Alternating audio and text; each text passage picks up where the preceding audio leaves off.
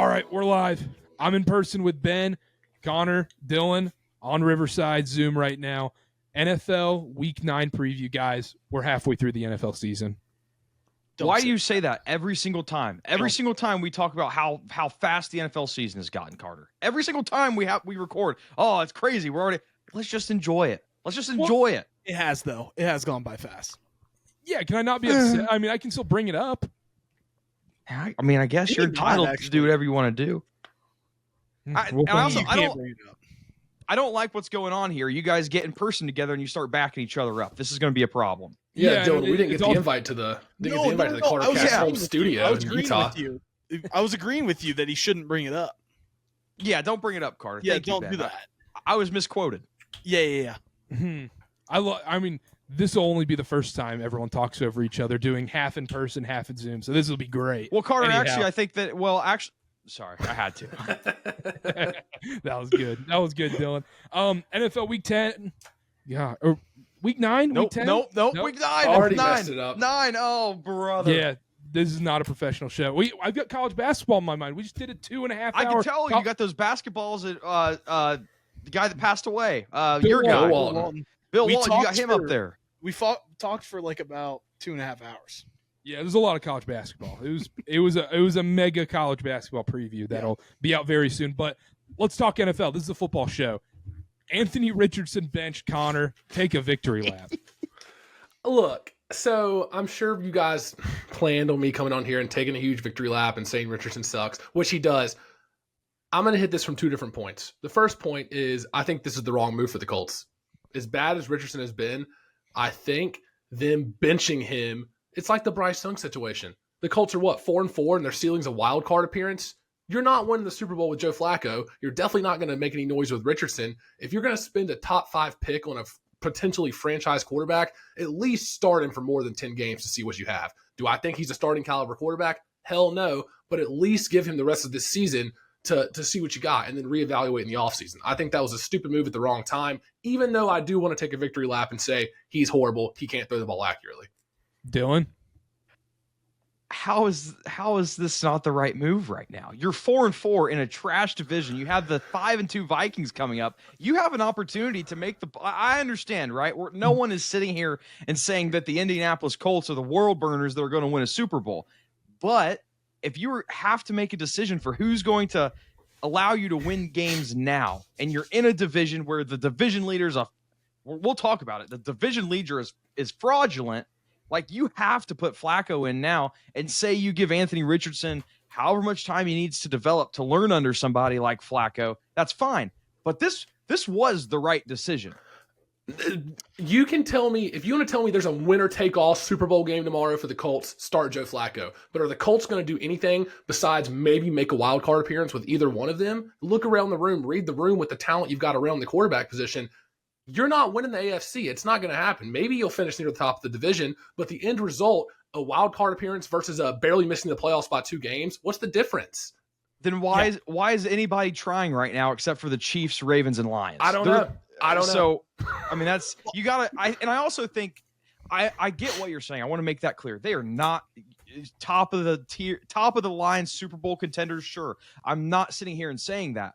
But playoff appearances, Mike McCarthy has made a living off of playoff appearances. So to get to the playoffs, I think, is one thing. There's a real chance they win the division here. They're only 500, and they have a big game coming up. Sunday Night Football is it primetime game? Sunday Night Football. The weirdest flex ever. To flex that into Sunday night. It's a Flacco flex. Maybe it was. They knew. The scriptwriters knew. Yeah. This is, I think this is a move you kind of had to make.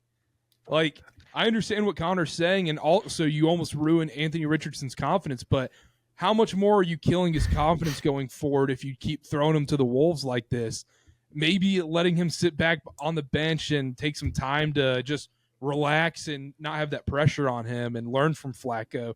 Maybe that's what's going to push him forward and make him a better quarterback, because I feel like if he just keeps playing, we're going to keep seeing 2 for 15 for 81 yards.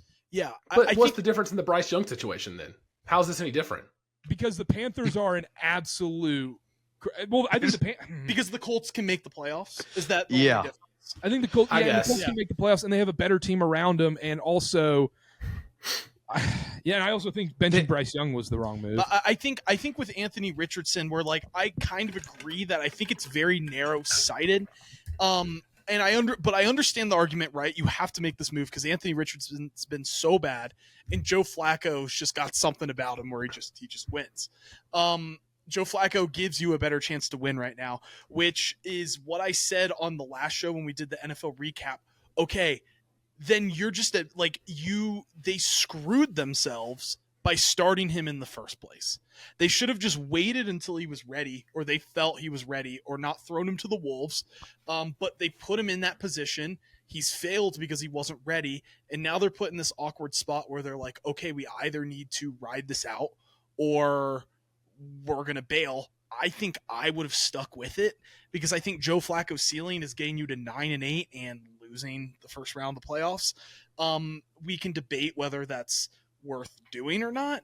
But I almost feel like the Colts are kind of like, it's almost they're overcompensating or making decisions based off of a mistake they already made, which was starting Anthony Richardson right away. What he needs is reps. He has not played. He's barely played any football at the college level and at the NFL level. We knew he was a work in progress. The production wasn't really there at the college level that you want to see from like a first. I try to tell people. But yeah, like the production was never there. Obviously, the raw talent is. He was a prime, wait 2 years and then start him. They got themselves into this mess by not doing that. And it's a tough decision because Joe Flacco gives you a better chance to win now. And I understand why you kind of have to do that. I would ride it out. But but you said the Colts are overcompensating. Isn't the key to fixing that just buying a big, loud truck? Oh, maybe some Carter. Some of those truck balls. nuts. Yeah, truck nuts. Get some of those hanging off the back. Yeah. Seen plenty of those. I will say this. I'll concede this point. In a division where the Texans are the leader right now, and Nico Collins is still in IR, and Diggs is out for the year, and there's a lot of question marks with that offense anyways, even with them, I see what they're trying to do here. I just feel like the end result's going to be the same. And to give up, I don't know if we ever see Richardson play another down in a Colts jersey, if we're being completely honest. If they're literally benching him for Joe Flacco, who's 40 years old. So, like, to give up, quote unquote, if this is a give up on your 4th overall pick after 10 games, even if it does give you the best chance to win this year, long term, what does that do? You're back in the same position square one this offseason as you were 2 years ago. Connor, does this feel like in the NBA when it's a team that's just in that no man's zone of, yeah, you're going to be a 7-8 seed, but you're going to lose in the first round to the Celtics? It's exactly. It's like the Bulls refusing to trade Zach LaVine and DeRozan all those years and Nikola Vucevic. It's like, all right, you're going to be an 8 or 9 seed and be in the lottery of the play-in game, but you're not going to win a first-round series. The same thing with the Colts. This isn't like long-term, what's the goal here? But Dylan is in shambles hearing basketball talk. I think, number one, basketball talk, but I think we're really playing down getting to the playoffs and what that means for a fan base and what that means. Like the owners can say, hey, you can't say anything about the Colts. We made the playoffs, right? And like I said, Mike McCarthy's made a career of it. I understand some things that shocked me when I was looking at this move and what it means for the Colts. The Colts, they have the number one pass blocking offensive line. Like, you can't waste that on Anthony Richardson right now when you have things within grasp. And I understand. We've said it 1,000 times. Joe Flacco does give them the best chance to win right now. I don't agree with you, Connor. I don't think benching him now means that he'll never see the uniform in a Colts jersey again. I just don't. We would be having a different conversation, and Joe Flacco would not be the starting quarterback if there were 2 teams with 2 losses at the top of this division and there was no hope, right? Yeah. Or even flashback to That's last fair. week. They were 4-3. Yeah, they were 4-3 last week. It's like the conversation is solely because of how bad the division is. You're able to make the playoffs with Joe Flacco. Yeah, they're not a Super Bowl caliber team, but this was just a decision that had to be made. Is anybody want to discuss the fact that Anthony Richardson has the leading 13.5% drop rate when kept clean? Anybody want? I know we're just trashing on Anthony Richardson here. No one wants to bring that up. I was going to take I another remember victory lap. seeing that. I saw that because I saw Dan Orlovsky. I'm sure you saw this, Dylan, was kind of like, hey, when you look at the film, like things are a lot better on film than they are when you're watching live. or when you're looking at the box score. I do think though, like I understand, like right, you've got to look at the win now perspective. That's what Dylan is saying. Though, Dylan, what do you do if you go 9-8, you win the division or get the last wild card, you lose in the first round? Joe Flacco says, "Okay, I've had a great career. I'm done." How are Colts fans feeling if it's like, all right, we're going back to Anthony Richardson, this playoff team now starting Anthony Richardson again? Like, I feel like you're in a pickle where you're almost having to try to make a splash this offseason for a quarterback if things go well. And you might argue, right, who cares? We'll worry about that then. And that's fair. But I think that's something to think about as well. It puts you kind of in a pickle. I think you're right, Ben. Before we move on, I said that thing about the drop rate just to play devil's advocate. I don't think Anthony Richardson has been that good. He has the league worst 55.6% on target rate this season, and Flacco had 70% last year with Cleveland. So just by making this upgrade, you're automatically getting 15% more passes that are going to be on target. Let me hit you with this stat before we move on, because this is kind of my victory lap. I've been calling for Anthony Richardson's job, I don't know, since he was drafted. I was like, he's not a starting quarterback. Here's the stat I wanted to give you guys. He ranks 222nd in completion rate, 50%, among 225 quarterbacks with over 250 dropbacks in the last 20 years. 225 quarterbacks. He's fourth to last. You want to know the names above him? Jamarcus Russell, Curtis Painter, Ryan Leaf. He's one above Tim Tebow in completion percentage for 250-plus dropbacks. But Tim Tebow won a playoff game. Yeah. Well, I don't know why I click on Tim Tebow and it says tight end beside his name if he was so good at quarterback. but I think Connor's anti-Christian. Oh, is that what it is? Brother, now just got done religion church into ball. Now we're going to bring religion in. Yeah, I get it, guys. Nope, not church ball, just an egregious amount of college basketball. Before we move on from this, why have I not heard the Indianapolis Colts offensive coordinator name is Jim Boy Cooter? No one wants to bring that up to me. I know Jim Bob Cooter. I didn't know Jim Bob Cooter was their offensive coordinator. I mean, everyone knows Jim Bob. He was the Lions offensive coordinator for a while, and then I think he was the Jags quarterback coach. Yeah, maybe that's what the Jags are. Just Trevor Lawrence is missing some Cooter. They need Cooter. Yeah. They need some Cooter. Maybe he's missing Cooter. Him and Urban Meyer would have been a deadly duo. Yeah. Oh, that was it, Car. That was it, Car. That's what Ben was over there, just slow pitch softball over there. Yeah, that was a good one. Jim Bob Cooter is the most all-time elite Southern high school football coach name. Like if the local high school coach's name is Jim Bob Cooter, they have won dozens of state titles. He's got to run the Every ball. offensive lineman's 300 pounds. He's got to dip in. They run the ball. They run the ball there with Jim Bob. But they're in a division with like 8 schools, state champions in a division with like 2A. 8 schools in your division. Yeah. And it's just like one random NFL guy made it, and like there's a shrine of him at the school. Yeah, it's like a practice squad guy. It's going playing on a field. Isn't there? Off the gunner. Diontae Johnson traded to the Ravens for literally a bag of chips. I think moving up 3 spots from going from 176 in the draft to 173 is the equivalent to a bag of Lay's potato chips. That was all they gave up to get Diontae Johnson from the Carolina Panthers. The Baltimore Ravens also aren't hardly paying his salary. The Panthers are paying most of Diontae Johnson's salary this year, Connor. Great move by the Ravens, right?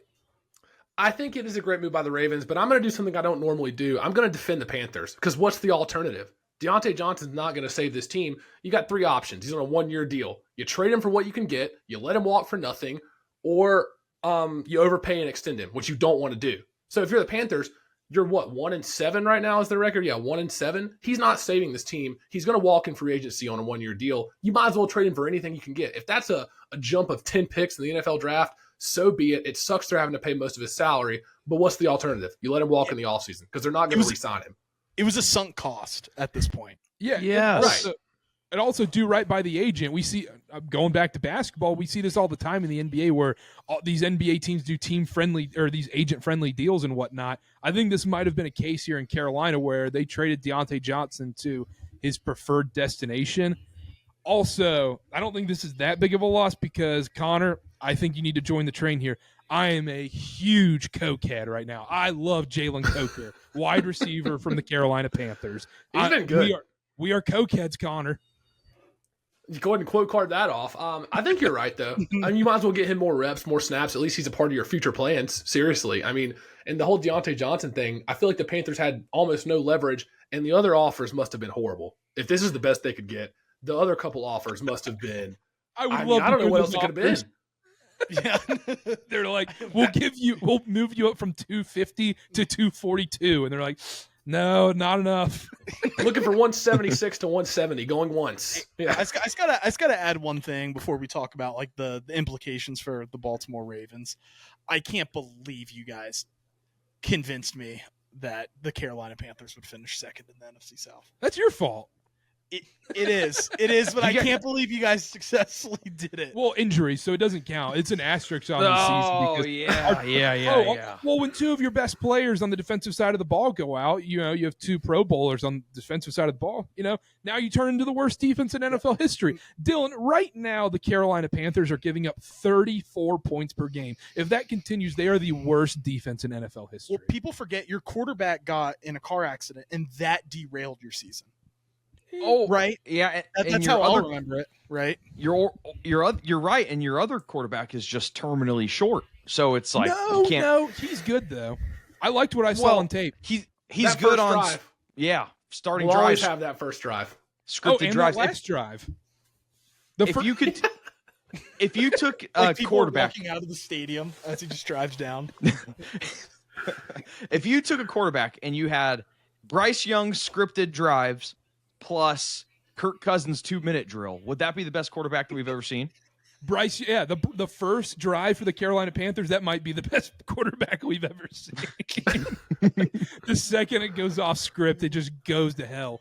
But Dylan, on the Baltimore Ravens side of things, what a move by them, huh? I mean, do you think they made this deal? They pulled the trigger on this deal after Rashad Bateman dropped the worst drop of the season so far? Well, that was the question I was going to ask you guys. I'm looking at their receiving core right now, and who gets the bump? And it looks like maybe you think it's Bateman? Yeah, Diontae Johnson's going to be wide receiver 2. Bateman's going to be wide receiver 3, and then Flowers 1. I'll be honest, this trade for me for the Ravens did not do a whole lot. I understand you can look at that drop that Bateman had, and you can assume the implications of that.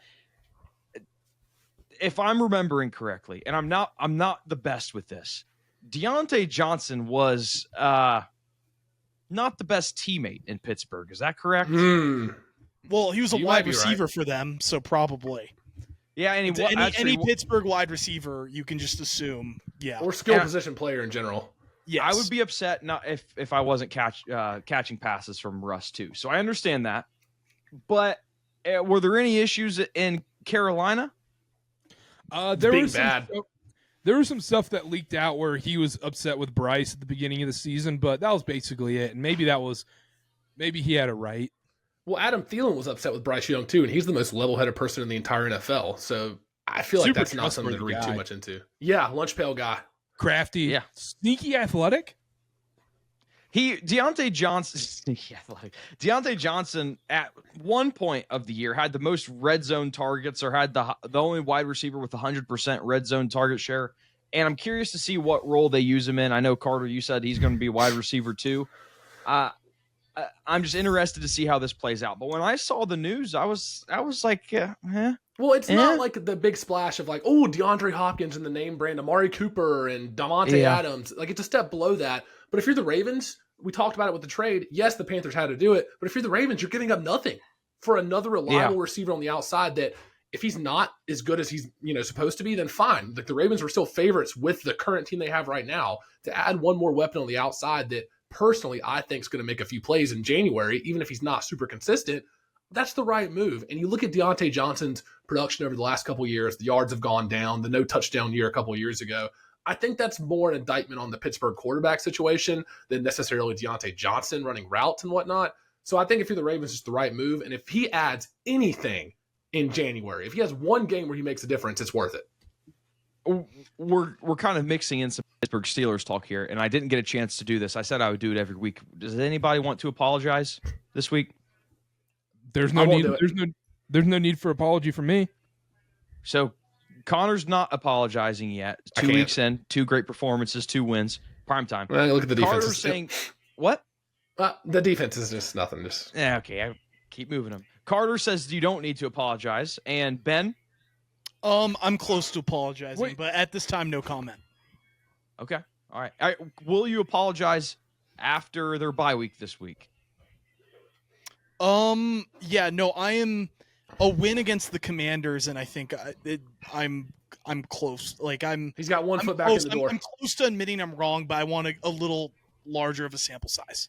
I love And it. then I I love it. The fact you just use sample size in the correct context, I'm deal. Dylan, I took an intro to stats class, got an A in it. There we go. What do you know about p-value? What do you know about p-value? Come on. I've been on the Sussy for Russy train lately. I don't. Well, lately, sure. I don't. Yeah, think you were, once I saw the first game, I got in. I said, Dylan, I'm getting Sussy. But did you ever apologize? If I didn't apologize, then fine. I will put up my hand up and say I apologize. But I did. We did do this segment like 2-3 weeks ago after the Giants game. I said I'm not going to apologize because you said he was going to be the MVP.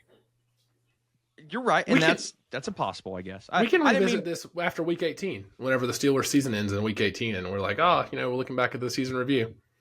Yeah. With- Oh, that's gonna be awesome! I what cannot wait happens to if- celebrate what that happens Super if Bowl. I'll they go to make the parade. Super Bowl? What if they make the I'll Super go to the Bowl? parade. I think I might 3 have to hour retire. drive. I'm going to give the people what they want and retire the podcast. I don't think there's another option.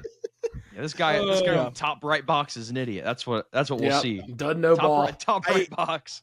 I do think I think Diontae back to the trade, but Diontae Johnson, I do think he just another receiver, another reliable pass catcher for Lamar Jackson is a positive thing. I do think, right, you were talking, Carter, about Rashad Bateman kind of taking a step back. I think the one thing that is missing for the Ravens that I wish they had was more, they have deep threats, they have smaller guys who can go deep, but they don't have that prototypical bigger bodied receiver on the outside, like an X receiver. I think that's the one thing they're still missing. Who knows? Maybe just having Diontae Johnson and it's more of a Miami Dolphins kind of thing where they've got these short guys that are super fast.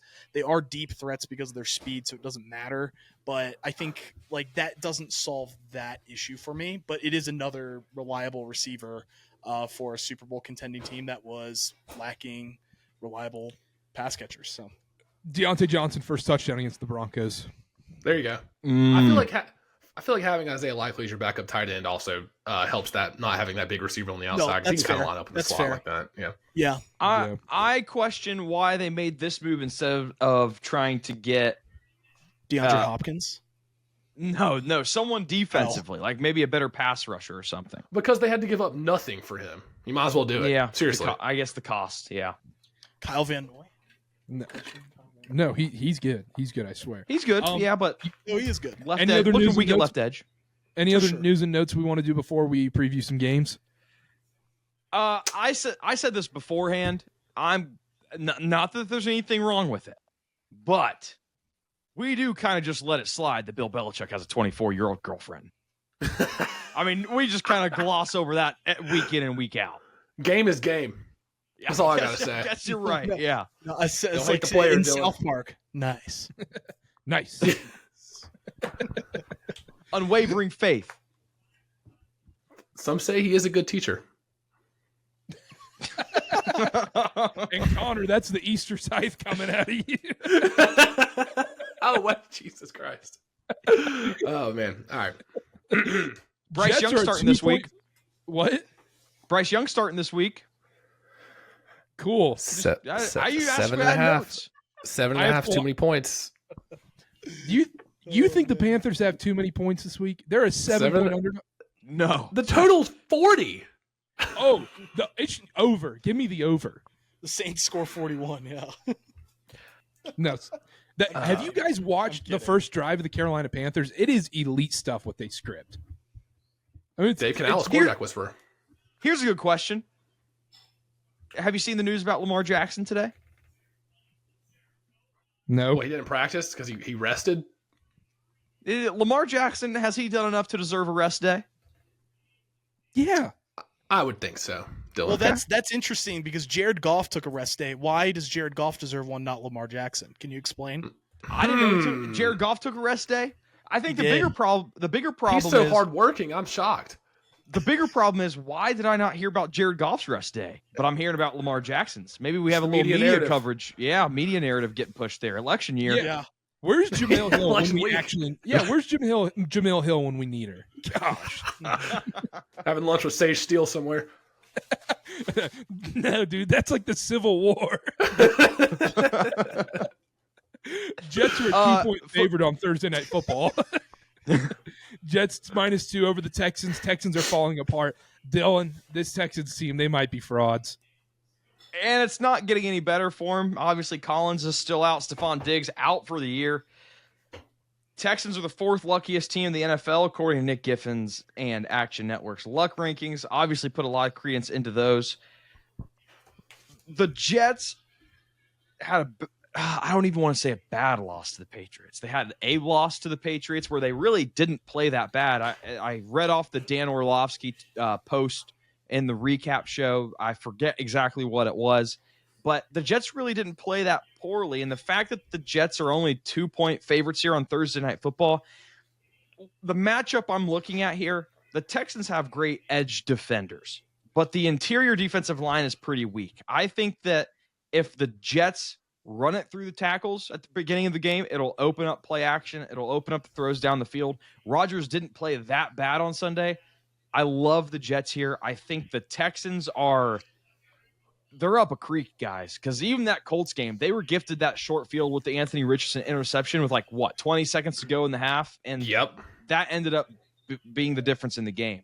I love the Jets here. I don't think the Jets are all that good, but this is time to buy low. Time to buy a little bit low on the Jets because they didn't look bad Sunday. We keep saying buy low on the Jets, though, and that's where I get concerned, but I'm going to keep buying low. I'm taking the Jets money line. I already took the Jets money line this week. Time in hands. The injuries. We see what the Texans are without Nico Collins and now without Stephon Diggs. We're getting one-dimensional in the opposite way now, Dylan. We talk about, the run game when Mixon was out, they have to pass a million times. Now they're going to have to get one-dimensional with Mixon maybe running 30 times a game. This is the ultimate test for all of the CJ Stroud truthers. Can he elevate the team? And that's I'm not even trying to be funny because we don't really talk about CJ Stroud that much. But if it was ever a time that he could prove his worth to this team, you take away his 2 top receiving threats. Is he going to lift him up? Here's what I'm going to give you a little tidbit. It's Cade Stover season. Ohio State connection. It's Cade Stover season in Houston, Texas. What I love, Dylan, is that I feel like both of us, especially you, just every year we just continually look at a 5-0 team or 6-2, 7-1, and we go, nope, frauds. And the general public can't see it, Dylan, because they don't know ball because they just say, well, they keep winning. They can't be frauds. Well, not everyone can understand the game like you and I, Carter. Yeah. I think it almost takes someone that hasn't played football to understand football. Gosh, you're going to piss some people off with that. Just saying, clip it, quote card it. That's a good quote. I'm making a note of that. That's a good quote. Oh no, print the shirts. I don't know if we should put that. I do think also that Greg Zerline, Greg the Leg, he was I think he was put on the IR? I think undisclosed illness. Yes, undisclosed illness, aka missing kicks that have lost multiple games. That was the illness. AKA Jeffrey Epstein killing himself type stuff. But if they just have a kicker that doesn't miss these kicks, they're like as much crap, right? I'm the biggest Jets hater there is, Aaron Rodgers hater.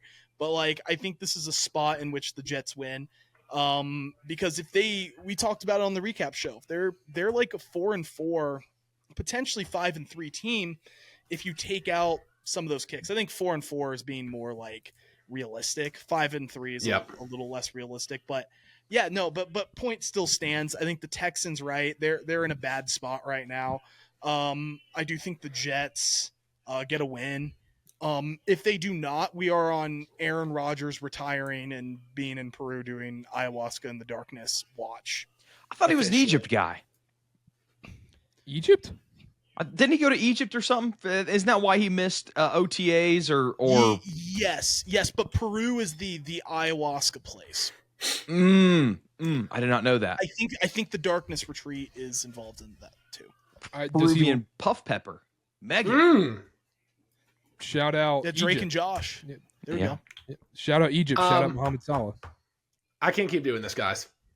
I can't keep doing this. I've lost money on the Jets. Oh, I don't know, probably 5 or 6 weeks this season already. I bet him against the 49ers opening night, loss. Teased him against the Broncos, lose outright. Bet him against the Vikings in London, lose by 6. Bet him against the Bills in a bounce back spot, lose that game. Bet him against the Steelers, they lose by 20. I can't keep doing this. Yet, you look at the Texans, they have been leading at halftime in 4 of their last 4 games. They've won 3 of them. They shouldn't have won but 1 of them. If you look at that, they lost to Green Bay, and they barely beat Buffalo, and they probably should have lost to the Colts if Anthony Richardson wasn't a quarterback. I can't trust the Texans team either. I mean, on paper, it's 2 teams I hate betting on, but they're pretty even. Like, the Jets are second in opponent pass yards per game. Texans are third. Both rush defenses are like mid-tier, 12 to 15, 17 range. I'm going to do it again, though. I'm going to take the Jets in this spot because Nico Collins is on IR. Stephon Diggs is out. The Jets defense, while they've been a little overhyped, have been pretty consistent. And I don't believe C.J. Stroud's shown me enough this year yet, especially without his top 2 targets, for me to believe in him. So I'm probably not going to bet this game, but if you put a gun to my head, I'm taking the Jets. And I feel horrible about it because they cost me so much money. Yeah, and I think the Texans, they have to pray that we're wrong, because if you lose this one, then you got Sunday Night Football with Detroit. And if you lose that one, then you still have a fine record, but you're kind of at a crossroads at that point. So like, 3 I think prime times in a row for Stroud.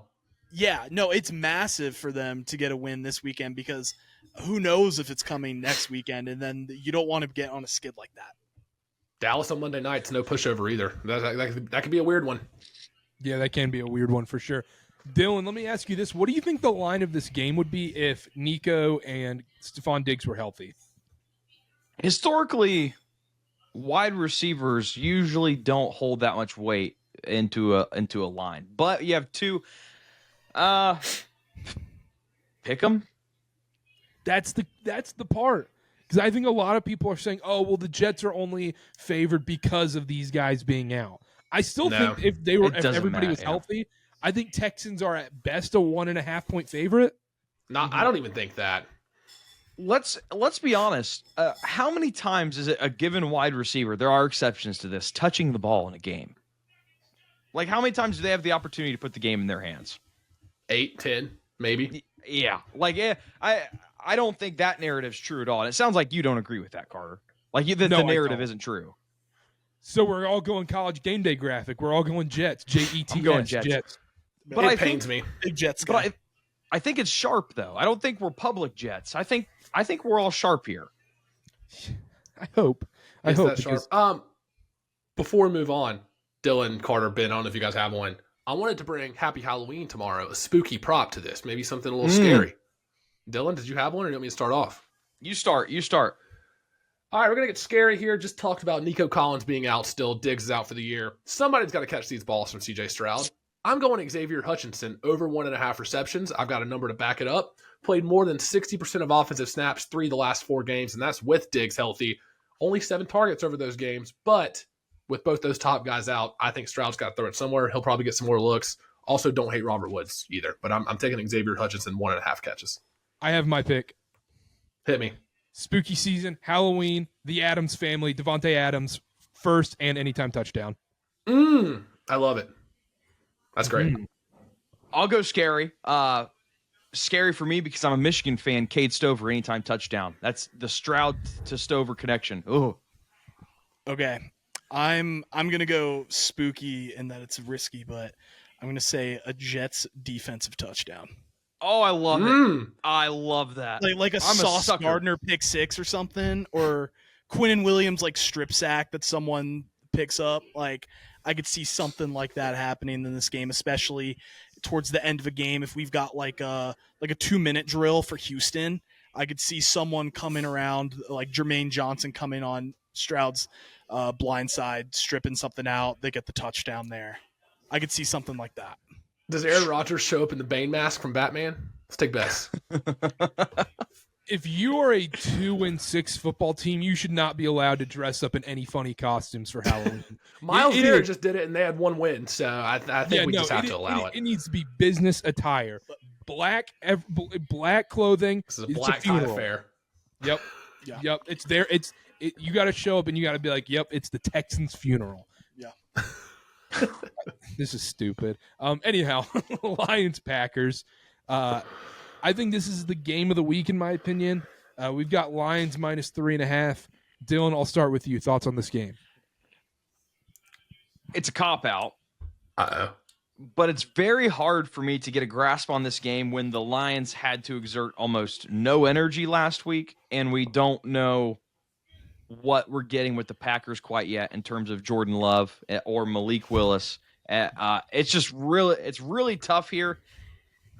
I lean Jahmyr Gibbs receptions because the Packers have allowed quite a few receptions to running backs. But as far as getting a feel for the game goes, I thought the Lions were going to come out flat last week because they had this game on deck. Obviously, that wasn't true, but they also didn't have to do a lot. Their offense didn't have to work very hard because it was their special teams and lack of Titan special teams doing most of the heavy lifting there.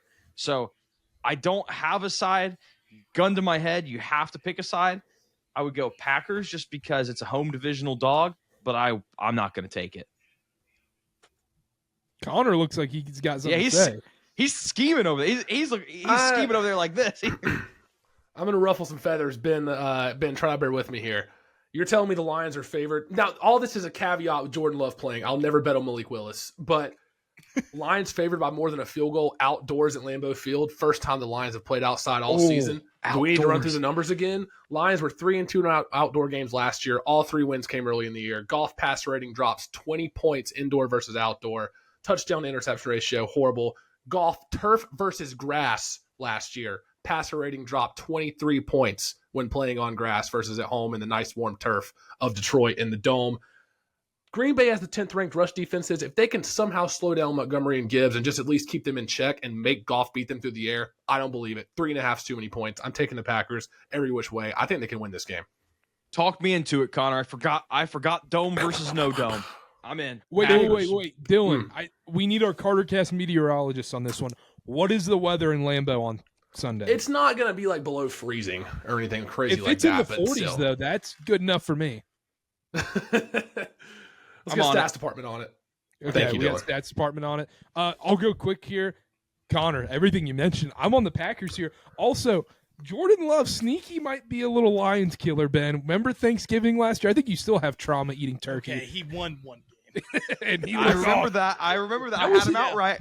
That was his real coming out party, though. After that, that's when he became who he is. No, it was. So you're not- Yeah. I will say the weather in Green Bay, meteorologist update. High of 56, low of 43, 55% chance of rain. Oh, my God. Oh, Packers yeah. money line. Yeah. Ben, I'm sorry. No, I hate no, to do no. it to you. Frankly, though, like this is not a game that I'm feeling overly confident about. And a large part of it, the one thing I think the Lions have to do, you're gonna like this, Dylan. Dylan, you're really gonna like this. I'm ready. Lions ranking in DVOA is number 1 rushing, whereas the Packers rush defense in DVOA is 12 in the NFL. So I think, right, if the Lions are going to win this game, I feel like they need to differentiate themselves in being able to establish the run, being able to mix up David Montgomery, Jahmyr Gibbs, and run the ball effectively. Therefore, not putting Jared Goff in these passing situations outside at Lambeau Field, potentially raining without Jameson Williams. I think that's something that's important. And also, Green Bay is a team that had a strong pass rush against the Lions in that game. Jared Goff did not stay upright in that game. He was getting hit. That was a big problem in that Thanksgiving game last year. I think I'm going to still say, like, I can't convince myself, like, I'm not fully on Packers money line, but I think 3.5 is too big of a number. If gun to my head, I'm picking Packers plus 3.5, probably Lions win by a field goal, but you're not going to shock me if the Packers win this game. Yeah, and it takes a lot for me to kind of say that. But then with that being said, Proud I of you, think Ben. I think if they lose the game to the Packers this Sunday by like a field goal or a touchdown, I fully expect them to come out and beat the crap out of the Texans next Sunday. That's what I was going to say. If the Packers pull this off and beat the Lions, I'm taking Lions alt spread against the Texans next week. Period. You know what? I'll say it. I think the Packers win this game. Oh, wow. I'll call out the reverse jinx. No. It's just I've got to be honest. I'm a man of integrity. I do a podcast. How are people going to take me seriously if I never pick against the Lions? I think the Lions lose here. I felt confident in the Lions in every other game this season. They've won all of them except for one where they doubled the amount of yards the Bucs had and then like went just over practically in the red zone. So they should have won that. So I've basically been right up until this point about the Lions. You know what, so I'll say the Packers win this one. Say the Packers won't score more than 10 points. That's what I was going to say. It takes won't score more than 10 points. They will beat the Lions 7-3. Kidding. As a sports podcast, it's very important that you don't like always hate on your rivals too. And I've never seen you do that, Ben. So that's big of you. That's very important for our credibility. Ben, you've inspired me. I'll say it. I think the Panthers lose this weekend. That's big of you. You know what? That's big of you. I'll piggyback off that. I think the Panthers lose by more than a touchdown. No, stop it. You don't know. Let's get at. Now you're doing it for the bit. Come on. Rage bait. We've got Bills Dolphins on Sunday. Bills -6 against Dolphins. Tua's back. We saw them last week against the Cardinals. They lose a tight one at the buzzer. Dylan, thoughts on this game? I'm going to talk about something that I have not talked about much this year, and this is my own issue. The Wilkerson ratings have the Bills as a 9-point favorite. So just going based off of that, it would lead me to take the Bills, but also you know how I feel about taking divisional favorites, especially of one that's this big. I understand 6 isn't huge, but it's not nothing. The Bills' defense outside of Rousseau has been underwhelming this year. And the Dolphins, it's hard to get a grip on because you had Tua's first game back last week. He didn't play awful. He might be getting his feet under him. But again, right. I don't want it to be a cop-out. What'd you say? Yeah. Tua's getting his mind right. Getting his brain back in place. Yeah, he's back in his jiu-jitsu classes. It's hard to fade Josh Allen as a playmaker. The Bills have a great record against the Dolphins historically since this Tua Josh Allen era has been ushered in. I'm not going to officially take anything, but I would lean the Bills. I would lean the Dolphins with the points, but I still think the Bills win this game outright. I think you mentioned something there. I think the Bills' defense has been a little shaky, and I don't think it's been talked about enough.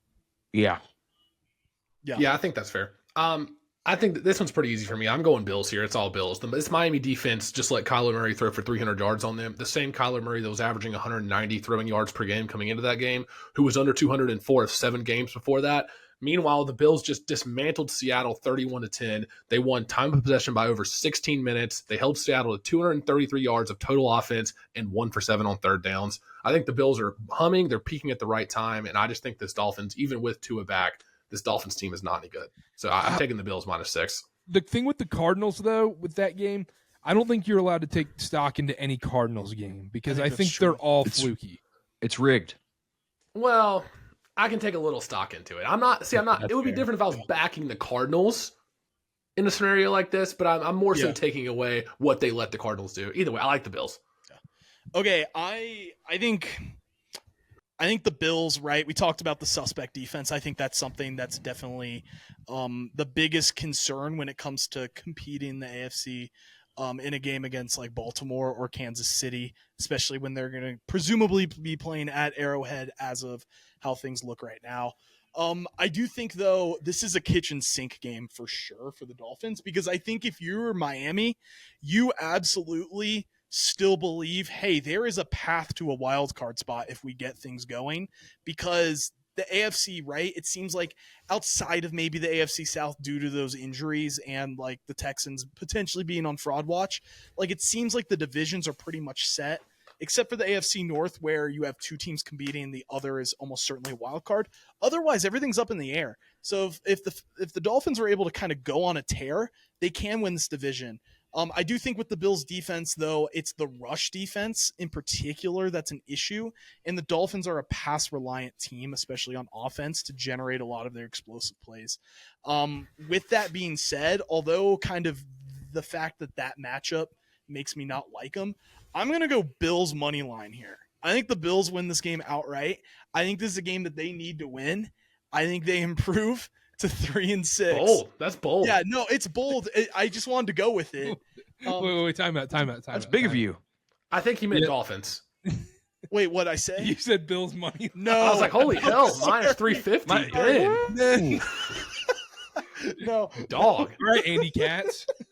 Yeah, there you go. I like you calling That's it. funny.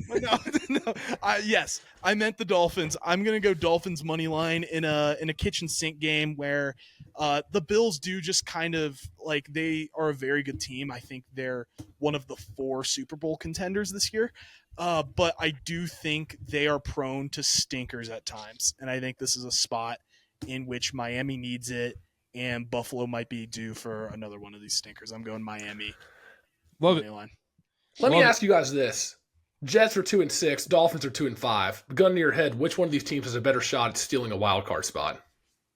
I'm going to say the Dolphins because there's like a reason they haven't been good, and I think that matters.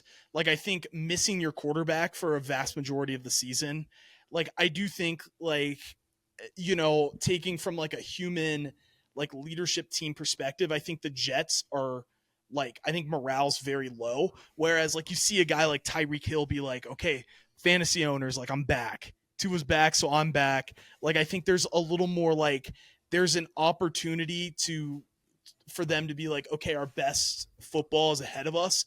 Whereas, like, I don't think the Jets, like, I think the Jets are very much losing faith at this point. I think they're kind of on life support. So I'll say Miami. There's 2 sides of this. When you first asked that question, I thought Jets. You have Aaron Rodgers, experience, Devontae Adams, both been there before. But I think interim head coach plays a big part here. I would take Mike McDaniel over Ulbrich. I think that's a huge part of it. I think it's really either way you slice it. I don't think it's a crazy take. I would say I would go Jets. I'll go Jets. Yeah, Patriots. Don't sleep on Drake May. Thank you. Yeah, I think that's the right answer. But Ben, real quick, Carter. Ben, you said the Dolphins have had a reason to be bad. So have the Jets. They've had the media breathing down their necks. They're the only teams that have that problem. So you're forgetting that. You're right. Good And point. also keep in mind, Aaron Rodgers is running out of people to blame. So it's like, that's not his normal. He's kind of out of his element there. You know what? I'll be the bigger man. Aaron Rodgers can blame me next.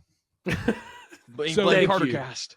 Yeah, if the Jets lose on Thursday night and in the press conference they're like, what's wrong? Like, why is this team not winning? Why did this team not win tonight? It's because the KarterKast crew, they all picked the Jets. It's their fault. KarterKast crew with a C. KarterKast crew with a C. Yeah. With a C. Big C, capital C. Mhm. Real quick, another game I wanted to talk about real briefly, and then we can wrap up soon. Cardinals are a 1-point favorite against the Bears. Sneaky, massive game in the NFC this week, Dylan. Yeah, I didn't take any notes down on this, but as I was looking through, I go through all the games, get my bets in or whatever. We've seen Caleb Williams against bad defenses. We've seen it. He usually looks pretty good against bad defenses. I'm not going to take a side here. Kind of like the over, as much as it pains me to say. Spoiler alert, that might be someone's parlay pick here. Oh, brother. Dylan, is this a movable object versus like what Stoppable is it? force. Yes, stoppable force when it comes to Bears offense versus Cardinals defense. It is, but Cardinals defense is worse than the Bears offense, though. It's true. that's kind of what I'm thinking. Oh, yeah, is 'cause we've you at seen least have Williams, receivers. Yeah, but then on the flip side, Cardinals offense versus Bears defense is unstoppable force meets immovable object. But I would say. Isn't this the spot where we were doing this week too, where we're like, oh, Cardinals are a 1-point favorite against the Rams. This is fishy. I feel like this might be the same spot. This is the spot where the Cardinals just beat the Dolphins last week by 1 point, and now all of a sudden it's like, oh, Cardinals is favorites, and the Bears win by like 20 points. It makes no sense with this Cardinals team. There's going to be a block punt. There's going to be a missed field goal. There's going to be a scoop and score. This is going to be the dumbest game of the weekend. I can almost guarantee it. And you're right. Points. I'm taking the points. I'm not touching the side, but I'm going to take the over. I'm not touching a side either. But other thing, too, to add to this game, I've had this conspiracy theory all season long now. I need to get the stats department on it. Whatever the public is on, it's fade the public with the Cardinals. I think it's the easiest bet in the world. If the Cardinals are a public favorite, fade them. If they are the sharp play, then take the Cardinals. I think it works every single time. I think that's fair. I think that's fair. Yeah, I'm in. All I right. love it. What other games do you want to talk about, Dylan? Colts Vikings. We care about that one enough? Yeah, we can do Sunday Night Football real quick because I think Dylan, in your mind, is this a loser leaves town? I wouldn't say. I think it is in your mind.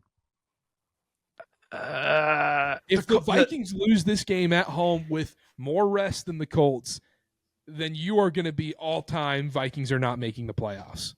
Well, And here that would be valid.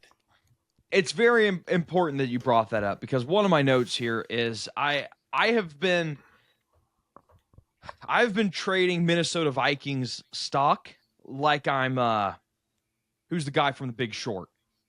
Gosh dang it. Burberry. Oh, I'm blanking on his name. It's okay. I keep thinking Michael Bublé. Close. That's close. Michael We Burry. might need a fact check on that. Burry? Michael Burry. I've been like Michael Burry trading the Viking stock. At the beginning, I said Sam Darnold with weapons, and then they started to look a little fraudish. I said, hey, this team, 5-0, not that good. So I exited my position right here. I would say we're about right here where my fingertips are, and I am exiting my short position on the Minnesota Vikings. I think I'm done being short on the Vikings. They lost their 2 games. That's fair. Vikings fans, everybody that's in the comments, I own you. I know your team better than you do. You can't deny that. I know your team better than you do. But I'm exiting this position. This is an interesting game because we have Joe Flacco stepping in. If there's one pick I could give, Joe Flacco interception. I don't know what the odds are. I don't know what the odds are going to be. They haven't released them yet, but whenever they come out, probably going to be like minus 150. I would still take it. He's throwing an interception here, and I think the Vikings do win this game. I think that why am I blanking now? Flores schemes up something here. The game plan's in front of every single team that plays the Vikings from now on. Short passes, quick passes, make things work in the open field. But I think the Vikings come out on top on this one. Do they cover? I don't know. But this should be a very good game. Loser leaves town, though. I'm not going there quite yet. Do you think, though, Dylan, that like this is kind of, you talked about the number 1 pass blocking offensive line in the NFL for the Colts. Do you think that kind of folds in this spot? With because we know Brian Flores wants to run a lot of blitzes. Like in my mind, that almost like obviously if they are, it's going to be that matchup. I think is going to determine the game because if the Colts are able to keep Joe Flacco upright, like I really like the Colts in this spot. I feel like the Vikings are a team that are reliant on pressure and kind of havoc with blitzing. And if they're not getting home on those, that's an issue for them. I think that determines the game. And I do think the Colts offensive line's able to keep them upright. And I do like the Colts here, but I just thought that was an interesting matchup that I wanted to bring up and see what you thought. I see what you're doing because I made a similar point against the Lions with the Vikings is that their offensive line is so good when you bring guys out of coverage to rush the passer. Mm-hmm. You obviously have less guys in coverage. The only difference here, I think that the Lions have more playmakers on the outside than the Colts do. And I think that's why I gave the Lions the edge there. And then and here I don't see it as much. They're going to get open quickly. Yes. Yeah. Yes. I think that's the difference like here. St. Brown, Laporta, the running backs, Jameson Williams, like all those guys are getting open. Okay. Yeah. I was just curious. I wasn't trying to like call you out and be like, oh, here's this like discrepancy in what you're saying. I was just curious. You should call him out and call Dylan stupid. I don't know, you guys. That seemed like a call out to you. I just seemed like a call out. Yeah, I think that was Dylan. No. I think that was a microaggression. Ben just said. No, I just thought it was an interesting point. I hear you. It was an interesting point. I wanted to hear your perspective. No, that's all. I'm playing with you. Honestly, I think that was a slur. No. Canceled. Election year. Dylan, you brought it up, the yards after catch thing. I just don't think the Colts have the weapons on the outside to make it happen. I don't think Michael Pittman's that kind of guy. I like Josh Downs. I don't think Josh Downs is on that same level as the Jameson Williams and Monroe St. Browns of the world. So that's why I lean the Vikings here, but I don't think I'm going to take a side on the spread, Connor. Yeah, I'll tell you this. If Anthony Richardson was still starting, I would probably put the max amount that my sportsbook would let me on the Vikings to cover. That's without a doubt. Well, okay. No, please. What, Dylan? Well, let's be fair. If Anthony Richardson was starting, it would not be 5.5. It was True. It was at 7, I think, to open before the news came out. Joe Flacco interception minus 137 on Caesars right now. I love it. Oh, he's for sure throwing a pick. I don't know if it cost him the game, but he's for sure throwing an interception. I think that's true. The one prop I love, which has not been released yet, Josh Downs receptions, whatever you can get it at. If it's 5.5, 6.5, doesn't matter. It's going to be check down central. Joe Flacco loves him for whatever reason, that possession receiver in the slot. I like the Vikings here. I'm with you. I think Flores blitzing this Colts team is a lot different than the Lions faced. And I think Joe Flacco under pressure, not being as mobile as some of these other quarterbacks we've seen the Vikings play. I think you're right. Interceptions there, and I'm going to buy back on the Vikings right now. I think this is a get-right spot for them. So just be clear.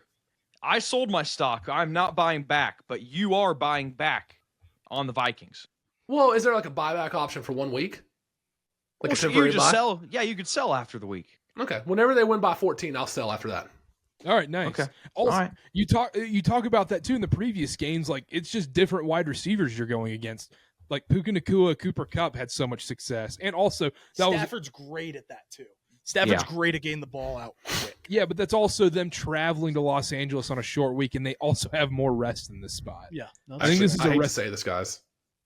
I hate to say this, guys. The Viking schedule, Dylan, we might need to hold the stock a little longer. Jaguars, Titans, Bears, Cardinals after that. Titans a Wilkerson household Super Bowl. Just saying. True. Big game. Give me Big Jagan. game. Oh, funny. All right, any other games you want to touch on, or we just want to do a parlay and get out? I'm good for a parlay. Okay, let's do a parlay then. I'll do my pick first. Give me Cardinals, Bears over 44.5. Okay, I like that. Dylan, you got one? Shout out to our boy Grant. Give me Jets, Jets, -2. Okay. We're Connor? allowing that? Yeah, Thursday we had football? Rams last week. That's true. Oh, true. All right, I'm between two unders here. I think I'm going to go Titans, Patriots under 38.5. Oh, I like it. You don't like it? No, It was I don't that or like the Colt, or it was that or the Chargers, Browns under 43. That was my two options. Ooh, I don't hate that Chargers Browns one I either. don't hate that one either. I Really? don't mind both of them. I'm It's scared whatever about you want, Jameis. Connor, whatever you want, we ride. Titans, Patriots under 38.5. Let's do it. Okay, great. And then I'm going to go Ravens -9.5. I think this is a Ravens bounce back spot after a loss to Jameis Winston, the Browns. I also think the Broncos have had, what did I say? Did I mix it up again? No, No, he just Dylan's hates face. it. Okay. Yeah, no, I like Ravens winning by double digits. I am not a believer in this Broncos team. I think their defense is legit, but I don't think if Lamar Jackson is able to go off script and make a lot of plays, score a lot of points, I don't think Bo Nix in this Denver offense can keep up. The fact that they have the same record is I just can't deal with it. It's like a bounce back spot for the Ravens, but also kind of like a letdown spot for the Broncos. But no. I don't hate the Kirk over Benker- either. But Kirk Benker, or whatever his name is on Twitter, said Bo Nix is a very special player. He watched the tape against the Panthers. He is an elite quarterback. And that is a Virginia legend. So Yeah, well, he's an a idiot. VA legend. No, he is. Whoa. Oh, yeah, no, this guy's a special player. I mean, what quarterback hasn't had success against us, for crying out loud? Dylan, Marcus you hate the Mariota's pick. back. Marcus Mariota is going to get a max deal. He might. Dylan, you hate the pick. Yeah, hey, the Ravens have only won by 10 or more twice this year. I think the Broncos defense is going to give them some problems. Game's in Baltimore, right? Yep. I don't know if that actually matters. You'll Anyhow, never find me upset Interesting. betting against Bo Nix, so I'm with you, Ben. I'm in. I love the parlay. Dylan's just a little salty over there. He's not. I'm trying to bring the good vibes. Connor's trying to bring the good vibes. Ben's trying to bring the good vibes. Dylan is just sourpuss Garfield out here. Whoa. On a Monday, no lasagna. Yeah. Oh, you love some Garfield. It's almost Dylan. Real quick before we wrap up here, your decorations are going up Friday, aren't they? Christmas? Yes. Oh yeah, they've already started to go up. Normally we do inside Dylan minute.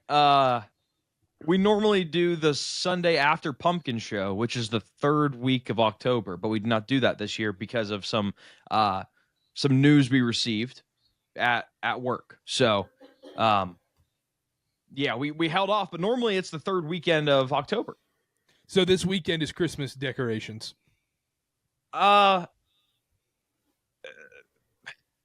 Oblos this weekend with my family, so it's kind of tough. It might be tomorrow. Okay. All right. Might go up tomorrow. You're celebrating Halloween by putting up a Christmas tree, huh? Halloween kind of a fake holiday, though, isn't it? I agree. I mean, if sourpuss, here we go again. No, it's fun, Dylan. Have some That's a fun. Dylan's right take. Dylan dub. if you're not a 20-year-old sorority Connor. girl, then Halloween's not a real thing. Yeah, when you're That's fire. What are you talking about, Ben? You're married. What's the point of Halloween? I need to go trick or treating. You're gonna You get a get some charge. candy. You're gonna get a charge if you go trick or treating. Fair enough. Dress up as Wanda Franco. Get yourself a Rays uniform. That's what you go as, Ben. There you go. Oh, right. Jim Bob Cooter. Yeah. Imagine you just like you hear trick or treaters come up and you just see Ben holding a sack and being like trick or treat, Candy in the bag. candy in the bag now. All right, that's it from us. Make sure to follow at KarterKast on everything. Like, subscribe to the YouTube, follow on Spotify, follow at KarterKast on everything. Use code KarterKast at SeatGeek. $20 off your first purchase. We'll be back NFL recap show. If you're listening to this right now, Friday we have our big college basketball preview out. So that'll be out November 1st, Friday, and college basketball starts Monday. So make sure to tune into that, and we'll see y'all next time. Bye-bye.